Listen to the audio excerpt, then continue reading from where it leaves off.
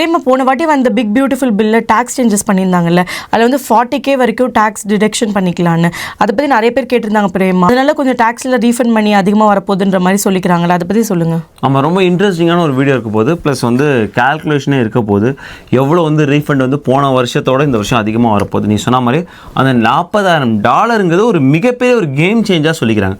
முன்னாடி அது வெறும் $10,000 தான் இருந்தது, அதை இப்போ $40,000 கொண்டு வந்திருக்காங்க. ஸோ இதனால் உங்களோட டேக்ஸ் ரீஃபண்ட் செக் வந்து எவ்வளோ பெருசாக வரப்போகுது அப்படின்னு பார்க்க போகிறோம். ரொம்ப இன்ட்ரெஸ்டிங்கான விஷயங்கள் இருக்க போது. ஆஸ் யூஷுவல் கால்குலேஷனே போட்டு நம்ம ஒரு முடிவு பண்ண போகிறோம். ரொம்ப புரிகிற மாதிரி இருக்க போது. உங்களோட சேர்ந்து நாங்களுமே தெரிஞ்சுக்க போகிறோம். வாங்க வீடியோக்குள்ளே போகலாம். எப்பயுமே நான் என்னோட இன்வெஸ்ட்மெண்ட் போர்ட்ஃபோலியோவை எப்படி பிளான் பண்ணுவேன்னா, எல்லாத்தையும் தூக்கி ஸ்டாக்ஸில் போடாமல் லோ ஆர் மீடியம் ரிஸ்க் அசட்ஸுமே கொஞ்சம் வச்சுப்பேன். அப்படி பார்க்கும்போது ஏகான்ஸ் வந்து எனக்கு மிகப்பெரிய ஒரு ஹெல்ப்ஃபுல்லான ஒரு பிளாட்ஃபார்மாக நான் பார்க்குறேன். பிகாஸ் அது ஒரு மியூச்சுவல் ஃபண்ட் மாதிரி பார்க்குறேன். நான் ஆக்டிவாக அதில் இன்வால்வ் ஆக மாட்டேன். ஜஸ்ட் நான் இன்வெஸ்ட் பண்ணுறதுல சரியில் ரெக்கரிங் இன்வெஸ்ட்மெண்ட் போட்டுருவோம். இன்னைக்கு பார்த்தீங்கன்னா இந்த வீடியோ எடுக்கும்போது என்னோட ரிட்டர்ன்ஸ் உங்கள் ஸ்க்ரீன்லேயும் பார்ப்பீங்க 14.26. சப்போஸ் நீங்கள் ஏகான்ஸ் முதல் முறை ட்ரை பண்ண போறீங்கன்னா அவங்க ரிவார்ட்ஸ் கொடுக்குறாங்க. பின்டு கமெண்ட்ஸ் டிஸ்கிரிப்ஷன் இருக்கு, நீங்கள் ட்ரை பண்ணி பாருங்க. Hey guys, welcome back to our channel. வணக்கம் நண்பர்களே, நான் உங்க பிரேம் பேசுகிறேன். நான் உங்க ஆர்த்தி பேசுகிறேன். வீடியோ போகிறதுக்கு முன்னாடி வந்து பொங்கல் எண்ணிக்கைங்கிறதுல ஒரு மிகப்பெரிய ஒரு டிபேட்டே வந்து போயிட்டு இருக்கு. இங்கே அமெரிக்காவை பொறுத்த வரைக்கும் வெட்னஸ்டே வந்து தைப்பொங்கல், அதாவது பெரிய பொங்கல்ங்கிறாங்க. அதுக்கப்புறம் வந்து தேர்ஸ்டே வந்து மாட்டு பொங்கல்ங்கிறாங்க. இன்னும் சில பேர் இல்லை தேர்ஸ்டே தான் வந்து தைப்பொங்கல் பெரிய பொங்கல், அடுத்து வந்து ஃப்ரைடே தான் மாட்டு பொங்கல்ங்கிறாங்க. ஸோ எனக்கு வந்து என்னென்னு க்ளீனாக தெரியல. நம்ம ஊரில் எப்படி கொண்டாடுறாங்களோ அதை வச்சு தான் நாங்கள் கொண்டாடுறது. ஸோ தேர்ஸ்டே ஃப்ரைடே தான் கொண்டாடலாம்னு ஐடியா. சப்போஸ் உங்களுக்கு வந்து கிளியராக ஆன்சர் இருந்தால் சொல்லுங்கள், தெரிஞ்சுக்கலாம். ஏன்னா நான் வந்து இந்த வீடியோ போகும்போது அட்வான்ஸ் பொங்கல் திருநாள் நல்வாழ்த்துக்கள் சொல்லாமா என்னன்னு யோசிச்சுட்டு இருந்தேன். ஏன்னா இப்போ இந்த வீடியோ பார்க்கும்போது டியூஸ்டே ஆயிருக்கும், அடுத்து வந்து மறுநாள் வந்து பொங்கலாக இருந்திருக்கும். ஸோ புதன்கிழமை பொங்கல் கொண்டாடுறவங்களுக்கும் எல்லாருக்குமே வந்து அட்வான்ஸ் தை திருநாள் நல்வாழ்த்துக்கள். அனைவருக்கும் தை திருநாள் நல்வாழ்த்துக்கள். ஆமாம், பொங்கல் பொங்குற மாதிரி அனைத்து இல்லங்களிலும் வந்து அன்பும் பொங்கட்டும் இறைவனை வேண்டிப்போம். ஸோ இப்போ கால்குலேஷன் நேராகவே போயிடலாம். இப்போ எது மாதிரி எடுத்துக்க போகிறோம்? இப்போ நம்ம எடுத்துக்க போகிறது வந்து ரிட்டர்ன் ஜாயிண்ட்லி அப்படின்னு. ஏன்னா வந்து சிங்கிளாக ரிட்டர்ன் பண்ணுவாங்க, இல்லை மேரிட் ஜாயிண்ட்லியாகவும் ரிட்டர்ன் பண்ணுவாங்க. இப்போ மேரிட் ஜாயிண்ட்லியும் எடுத்துக்க போகிறோம். அந்த குடும்பத்தில் 2 குழந்தைங்க இருக்காங்க, 2 பேருமே எஸ்எஸ்என், இங்கே வந்து யூஎஸ் சிட்டிசன் அப்படின்னு எடுத்துக்க போகிறோம். ஸோ அப்படி ஏன்னா இதெல்லாம் எடுத்துக்கிட்டால் தான் நமக்கு எவ்வளோ கிரெடிட் வரும், அது எல்லாமே கால்குலேட் பண்ணுறதுக்கு வந்து ரொம்ப யூஸ்ஃபுல்லாக இருக்கும். ஸோ 4 பேர் கொண்ட ஃபேமிலி எடுத்துக்க போகிறோம். 2 குழந்தைங்களுக்கும் எஸ்எஸ்என் இருக்குன்னு எடுத்துக்க போகிறோம். டேக்ஸு ஜாயிண்டாக ரிட்டர்ன் பண்ணுறாங்கன்னு எடுத்துக்க போகிறோம். வாங்க கால்குலேஷனில் போயிடலாம். சேலரி வந்து 120K அப்படின்னு எடுத்துக்கலாம். எப்பயுமே அது அந்த நம்பர் தான் எடுத்துப்போம். ஆமாம், ரொம்ப ஈஸியாக நம்பர் இருக்கு. 10,000 per month அப்படின்னு ஈஸியாக நம்பர் இருக்கிறதுனால அதை எடுத்துக்கிறேன். அடுத்தது வந்து நீங்கள் ஸ்க்ரீனில் பார்க்குறீங்க IRA or 401K கான்ட்ரிபியூஷன். நான் எல்லா வீடியோவும் திரும்ப நான் சொல்கிறது என்னன்னா வந்து திரும்ப ஸ்ட்ரெஸ் பண்ணிட்டுருக்கேன். தயவு செஞ்சு உங்கள் எம்ப்ளாயர் உங்களுக்கு 3% கான்ட்ரிபியூட் பண்ணுறாங்க, மேட்ச் பண்ணுறாங்கன்னா தயவு செஞ்சு அந்த 401K கண்ணை மூட்டு 3% கான்ட்ரிபியூட் பண்ணுங்க. பிகாஸ் உங்கள் எம்ப்ளாயர் கான்ட்ரிபியூட் பண்ணுற மணி உங்களுக்கு பெனிஃபிட்ஸாக இருக்குது, அதை விட்டுறாதீங்க, அது உங்கள் காசு. அதனால் நான் போட்டிருக்கேன். HSA கான்ட்ரிபியூஷன் ரொம்ப முக்கியம். நம்ம கால்குலேஷன் பார்க்கணும். ஏன் அது ரொம்ப முக்கியம் நான் திரும்ப சொல்கிறேன்னா, நீங்கள் HDHP பிளான் வச்சுருந்தீங்கன்னா கண்ணை மூட்டு HSA கான்ட்ரிபியூட் பண்ணுங்கள். எவ்வளோ பண்ண முடியுமோ அவ்வளோ பண்ணுங்கள். ஈவன் வந்து இந்த வருஷம் வந்து மேக்ஸிமம் வந்து ஜாயிண்ட்டாக ஃபைல் பண்ணும்போது 8,500 மேலே தான். ஸோ அது ஃபுல்லாகவே கான்ட்ரிபியூட் பண்ணலாம். பட் சும்மா கால்குலேஷனுக்காக நான் வந்து ஒரு 4,000 அப்படின்னு வந்து வச்சுருக்கேன். பட் நீங்கள் வந்து as much as possible contribute பண்ணுங்கள். பிகாஸ் நீங்கள் HSAயில் போடும்போது அந்த மணி அப்படியே இன்வெஸ்ட் பண்ணுவாங்க, அப்படியே அவங்க க்ரோ ஆகிட்டே இருக்கும். அது ஒரு ப்ரீ டேக்ஸ் மணி, நோ டேக்ஸ். நீங்கள் நேராக உங்கள் மெடிக்கல் செலவுக்கு யூஸ் பண்ணிக்கலாம். ஸோ நல்ல சேவிங்ஸ் இருக்குங்க, அது விட்டுறாதீங்க. அடுத்து வந்து 529 காலேஜ் சேவிங்ஸ் பிளான் நான் விட்டுறேன். இப்போ கார் லோன் இன்ட்ரெஸ்ட் இது புதுசாக ஆட் பண்ணியிருக்காங்களோ? எக்ஸாக்ட்லி. ஸோ கார் லோன் இன்ட்ரெஸ்ட்ங்கிறது எகெயின் த பிக் பியூட்டிஃபுல் பில்லை தான் ஆட் பண்ணாங்க. அந்த பில்லு எவ்வளோ தான் இருக்குன்னு தெரியல, இன்னும் வந்து வந்துக்கிட்டே இருக்குது அந்த பில்லை பற்றி. ரைட், அந்த கார் லோன் இன்ட்ரெஸ்ட்டுக்கு ஆனால் நிறைய விஷயங்கள் வந்து சொல்லியிருக்காங்க. அந்த காரு புது காராக இருக்கணும், அதாவது செகண்ட் ஹேண்ட் வாங்கியிருந்தால் கிடையாது, புது காராக இருக்கணும். அதுவும் 2025 வாங்கியிருக்கணும். அதுதான் ரொம்ப முக்கியம்.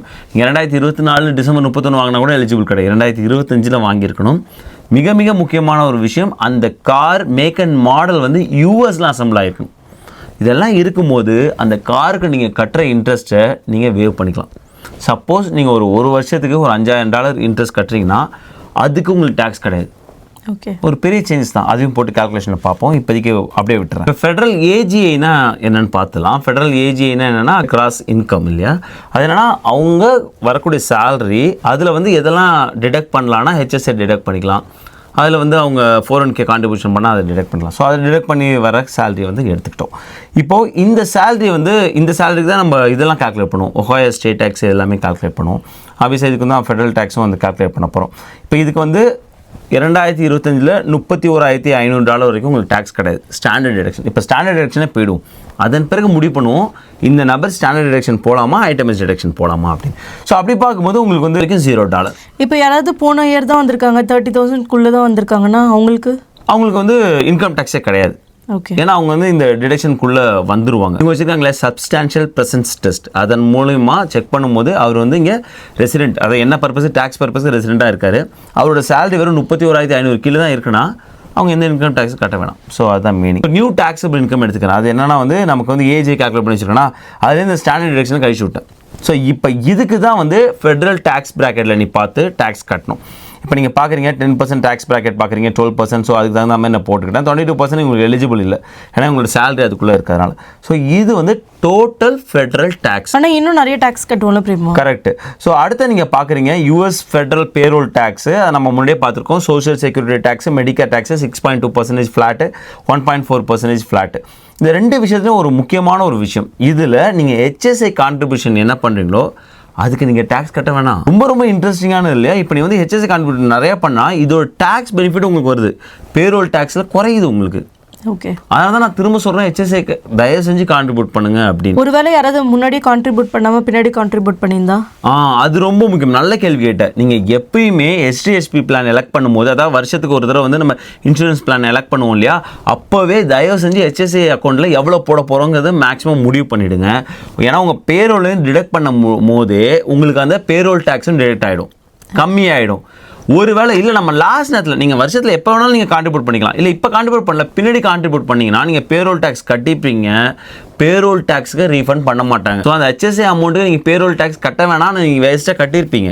அதனால் தயவு செஞ்சு ஆஸ் மச் as பாசிபிள் நீங்கள் பிளானை எலெக்ட் பண்ணும்போதே HSI அக்கௌண்ட்டுக்கு எவ்வளோ போட போகிறோங்கிறத முடிவு பண்ணிங்க. நிறைய ஓவர் த கவுண்டர் மெடிசன் வாங்கிக்கலாம். ஈவன் சில நேரத்தில் மாய்ஸ்சரைசர்லாம் எலிஜிபிளாக இருக்குது, சன்ஸ்க்ரீன் லோஷன்லாம் எலிஜிபிளாக இருக்குது. ஸோ மோஸ்ட்லி நம்ம வந்து ஃபார்மசியில் வாங்குற எல்லாத்துக்குமே அதை தான் யூஸ் பண்ணுவோம். கரெக்ட். மோஸ்ட்லி வந்து HSI or FSI எலிஜிபிளாக இருக்குது. ஸோ அதனால் தயவு செஞ்சு சூப்பரான பிளான். அது ஒஹாயோ ஸ்டேட் டேக்ஸ், நாங்கள் ஒஹாயோ இருக்கிறதுனால அதை எடுத்துக்கிறேன். ஸோ அந்த ஒஹாயோ ஸ்டேட் டேக்ஸும் நான் வந்து கால்குலேட் பண்ணி வச்சுட்டேன். அண்ட் எகெயின் கொலம்பஸ் சிட்டி டேக்ஸுமே இருக்குது. ஸோ சிட்டி டேக்ஸ், ஸோ இது இவ்வளோ டேக்ஸ் கட்டும். ஸோ இது எல்லாமே மொத்த டேக்ஸாக கூட்டி பார்த்தா டோட்டல் டேக்ஸ் இந்த $1,20,000 சம்பளம் வாங்குறவர் எவ்வளோ டேக்ஸ் கட்டுறாருன்னா ஆல்மோஸ்ட் வந்து $23,000 வந்து டேக்ஸ் கட்டுறாரு. அப்போ போன வருஷத்துக்கும் இந்த வருஷத்துக்கு என்ன பிரேமா டிஃப்ரென்ஸ் இருக்குது? ஓகே, அதை ஃபஸ்ட்டு பார்த்துருவோம். போன வருஷத்துக்கும் இந்த வருஷத்துக்கும் எவ்வளோ வந்து டேக்ஸில் நமக்கு ரீஃபண்ட் அதிகமாக போகுது அப்படின்னு பார்த்துருவோம். இப்போ நம்ம வந்து இந்த வருஷம் கால்குலேஷன் போட்டோன்னா அதே மாதிரி நான் வந்து போன வருஷம் கால்குலேஷனும் போட்டிருக்கேன். ஆர்த்தி, போன வருஷம் என்னென்ன சேஞ்சஸ் இருக்க போகுது, கார் லோன் இன்ட்ரெஸ்ட் அவங்க கன்சிடர் பண்ண போகிறது இல்லை. அதே போல் போன வருஷம் வந்து உனக்கு வந்து ஸ்டாண்டர்ட் டிடக்ஷன் இருக்குது இல்லையா, மேரேஜ் ஜாயிண்ட்லி, அது கம்மியாக தான் இருக்கும் இந்த வருஷத்தை கம்பேர் பண்ணும்போது. ஸோ அது எல்லாமே போட்டு கால்குலேட் பண்ணியிருக்கேன். அது எல்லாத்தையும் இங்கே போட்டுட்டேன். அடுத்து வந்து சிடிசின்னா என்ன? சிடிசினா சைல்டு டேக்ஸ் கிரெடிட். அதனால தான் 2 கிட்ஸையும் நான் வந்து SSN உள்ள கிட்ஸாக வச்சுட்டேன். அப்படி பார்க்கும்போது போன வருஷம் வந்து $4,000 ஒரு கிட்டுக்கு $2,000, இந்த வருஷம் $2,200. மொத்தம் போன வருஷம் $4,000 கிடச்சிருக்கும், இந்த வருஷம் $4,400. அப்படி பார்க்கும்போது உங்களோட டேக்ஸ் ரீஃபண்ட் போன வருஷத்தோட இந்த வருஷம் $689 அதிகமாக கிடைக்க போகுது. ஓகே, இதுவே இந்த நபர் இப்போ கார் லோன் இன்ட்ரெஸ்ட் வச்சுருக்காங்கன்னு வச்சுக்கோங்க. போன வருஷம் கார் வாங்கியிருக்காங்க, ஒரு பர் இயருக்கு எவ்வளோ கட்டுறாங்க அப்படின்னு பார்க்கும்போது ஒரு $2,000 கட்டுறாங்க. ஒரு எக்ஸாம்பிளுக்காக சொல்கிற தாண்டி கூட இருக்கலாம். அப்படி கட்டும்போது இன்னும் உங்களோட டேக்ஸ் ரீஃபண்ட் அதிகமாகும், நீங்கள் டேக்ஸ் கட்டக்கூடிய அந்த நம்பர் கம்மியாகும். இப்போ வந்து இன்னும் ஒரு $5,000 கட்டுறாங்க, ஒரு பயங்கரமான கார் வாங்கி வச்சுருக்காங்கன்னா இன்னும் பாரு உனக்கு டேக்ஸ் ரீஃபண்ட் வந்து அதிகமாகும். ஸோ இது வந்து தெரிஞ்சுக்கணும்.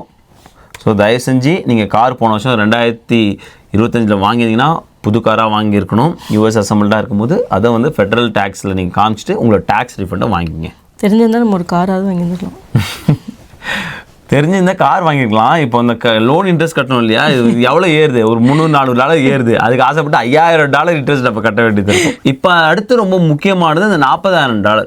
ஆமாம், அதை பற்றி சொல்லவே இல்லையே. ஆமாம், அதை பற்றி தான் இப்போ சொல்ல வந்திருக்கோம். ஏன்னா இப்போ இது வரைக்கும் பார்த்தது எல்லாமே ஸ்டாண்டர்ட் டிடக்ஷன் பார்த்துருக்கோம். ஸ்டாண்டர்ட் ஆர் ஐட்டமைஸ்னு ஒன்று இருக்குது.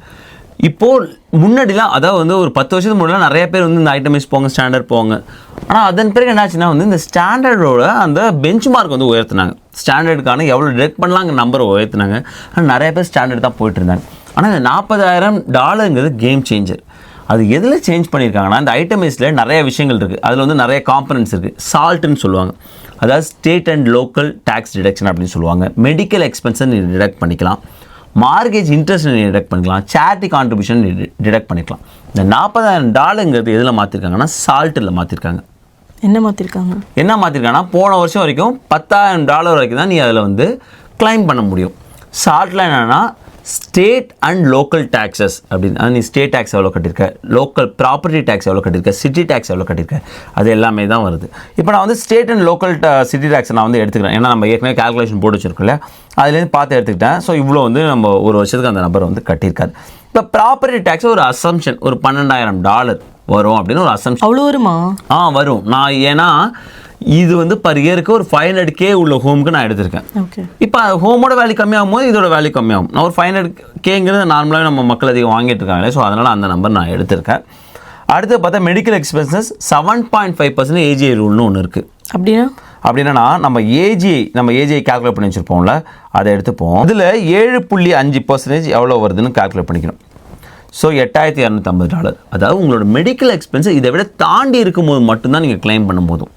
சப்போஸ் உங்களுக்கு வந்து ஒரு $10,000 மெடிக்கல் எக்ஸ்பென்சஸ் இருக்குன்னா நீங்கள் எவ்வளோ கிளைம் பண்ணலான்னா 10,000 மைனஸ் அந்த 8,500, ஸோ $1,750 தான் நீங்கள் கிளைம் பண்ண முடியும். ஓகே. ஸோ அது வரைக்கும் அதான் 8,250 வரைக்கும் கிளைம் பண்ண முடியாது, அதுக்கு மேலே உள்ள கிளைம் பண்ணிக்கலாங்கிறது தான் சொல்ல வராங்க. ஸோ இப்போதைக்கு நம்ம மெடிக்கல் எக்ஸ்பென்ஸ் எடுத்துக்க வேணாம், நான் புரியறதுக்காக நான் அந்த ஒரு இது போட்டிருக்கேன். அடுத்து வந்து மார்கேஜ் இன்ட்ரெஸ்ட் $24,000. அவ்வளோ வருமா? ஆமாம். நான் எப்படி ஒரு கால்குலேஷன் போட்டிருக்கேன்னா 500K ஹோம் 30 இயர்ஸ் மார்கேஜ் எடுத்திருக்காங்க, 5% எடுத்திருக்காங்க அப்படின்னு ஒரு கால்குலேஷன் போட்டால் $24,000 வந்து பர் இயர் மார்கேஜ் இன்ட்ரெஸ்ட்கே போயிடும். இது வந்து ஆல்மோஸ்ட் வந்து ஒரு ரெண்ட் கட்டுற மாதிரி தான் பேங்க்குக்கு. ஸோ அதுதான் வந்து உண்மை. ஏன்னா அவ்வளோ பெரிய அமௌண்ட்டு ப்ளஸ் அவ்வளோ பெரிய பர்சன்டேஜ், ஏன்னா இப்போ மார்க்கேஜ் அதிகமாக இருக்கு இல்லையா, ஸோ வரும்போது அவ்வளோ இன்ட்ரெஸ்ட் போயிடும். இப்படி போகும்போது இப்போ எவ்வளோ வந்துருப்பாரு, 41,456. இது வந்து கிரேட்டர் தென் 31,500, அதாவது ஸ்டாண்டர்டேஷன். அப்போ என்ன பண்ணலாம், இது போயிடலாம். ஓகே, புரியுதா இல்லையா? இப்போது இதில் எவ்வளோ உங்களுக்கு சேவிங்ஸ் ஆகுதுன்னா, இந்த சேஞ்சஸ் $40,000 சேஞ்சஸ் கொண்டு வந்ததுனால எவ்வளோ சேவிங்ஸுங்கிறேன், $1,194 டேக்ஸஸ் சேவிங்ஸ் ஆகுது. இது ரொம்ப பெரிய விஷயம் தான், ரொம்ப பெரிய விஷயம். ஏன்னா உன்னோட டிடக்ஷனை அப்படியே தூக்கிட்டு போய் வைக்கிறாங்க. ஒரு $10,000 வந்து உனக்கு எக்ஸ்ட்ரா கிடைக்கிது. இந்த சேஞ்சஸ் மட்டும் கொண்டு வரலன்னா இவங்க என்ன பண்ணியிருக்க முடியாதுன்னா, இது ரெண்டுத்தையும் கூட்டேன் 17,000 சொச்சம் கட்டியிருக்காங்க இல்லையா, அந்த 17,000க்கு அவங்க வந்து கிளைம் பண்ண முடியாது, வெறும் 10,000 தான் கிளைம் பண்ணியிருக்க முடியும். ஸோ 7,000 குறைஞ்சிருக்கும். ஸோ இந்த சேஞ்சஸ்னால இந்த இடத்துல வந்து ஒரு மிகப்பெரிய ஒரு மாற்றம் வரப்போகுது. நான் வந்து இங்கே ப்ராப்பர்ட்டி டேக்ஸு இதெல்லாம் கம்மியாக போட்டிருக்கேன். இன்னும் நீ வந்து வேறு ஸ்டேட்லாம் போனால் உனக்கு ப்ராப்பர்ட்டி டேக்ஸ் அதிகமாக இருக்கும். இப்போ நியூ ஜெர்சி எடுத்துக்கிட்டோம், உனக்கு ப்ராப்பர்ட்டி டேக்ஸ் எக்கச்சக்கமாக இருக்கும். ஸோ அவங்களுக்குலாம் இன்னும் அதிகமாக வரும். அண்டு எகெயின் அங்கே மார்க்கேஜ் இல்லாமல் அதிகமாக இருக்கும், ஏன்னா வீட்டோட விலை அதிகமாக இருக்கும். இப்போ கலிஃபோர்னியா எடுத்துகிட்டா மார்க்கேஜ் அதிகமாக இருக்கும். ஸோ அதனால் வந்து இது எல்லாமே கால்குலேட் பண்ணி தான் ஐட்டமைஸ்னு ஒரு நம்பர் வருது, நமக்கு ஸ்டாண்டர்ட்னு வருது, எது போடான்னு பார்க்கணும். இப்போ சப்போஸ் யாராவது வந்து ரெண்டில் இருக்காங்க, ரெண்டில் இருக்கும்போது அவங்களுக்கு என்ன ஆகுனா வந்து ப்ராப்பர்ட்டி டேக்ஸ்ன்னு தனியாக கட்ட மாட்டாங்க, அந்த ரெண்ட்டோடு கட்டிடுவாங்க, அது நமக்கு எவ்வளோன்னு தெரியாது. ஸோ அப்படி இருக்கும்போது ப்ராப்பர்ட்டி டேக்ஸும் இருக்காது, இங்கே இந்த மார்க்கேஜும் இருக்காது. அவங்க வந்து இன்னும் ஸோ அவங்களுக்கு எது பெஸ்ட்டாக இருக்கும், ஸ்டாண்டர்ட் தான் பெஸ்ட்டாக இருக்கும். ஓகே.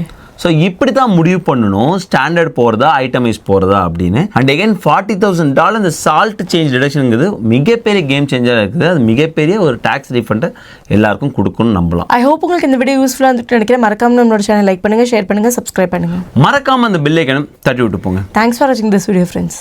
நன்றி.